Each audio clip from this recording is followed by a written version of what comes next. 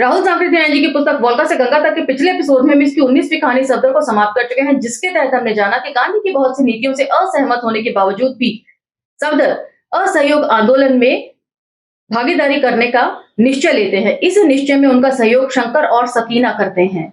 शुरुआती दौर में सफदर को आम जन से वार्तालाप करने में बहुत दिक्कत आती है, क्योंकि उनकी नफीस उर्दू आम जन के पल्ले नहीं पड़ती। लेकिन जल्द ही शंकर के सहयोग से सफदर देशज भाषा को सीख जाते हैं और आम जन से वार्तालाप करने में उन्हें सहूलियत होने लगती है।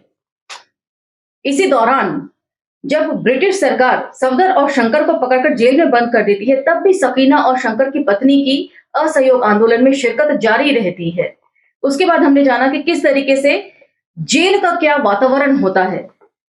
राहुल सांकृत्यायन लिखते हैं कि जेल में जितने भी कैदी बंद होते हैं वे धार्मिक पुस्तकों का पाठन तो करते हैं, लेकिन राजनीति को लेकर अपने ज्ञान को किस तरह बढ़ाया जाए इसके बारे में उनका कोई तवज्जो नहीं होती, जिससे शंकर और सफदर खासे आहत होते हैं, क्योंकि राजनीति को समझे बगैर मेरे ख्याल से किसी भी फील्ड में आगे बढ़ना संभव नहीं है, ऐसा राहुल सांकृत्यायन शायद कहना चाहते थे।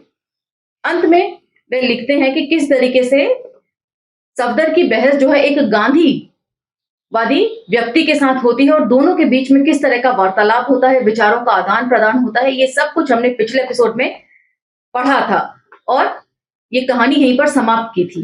अब हम इसके अगले एपिसोड की तरफ बढ़ेंगे और इस बुक की अंतिम कहानी की तरफ चलेंगे। तो चलिए मेरे साथ। जय भीम, मैं शालिनी और आप देख रहे हैं अंबेडकर नामा।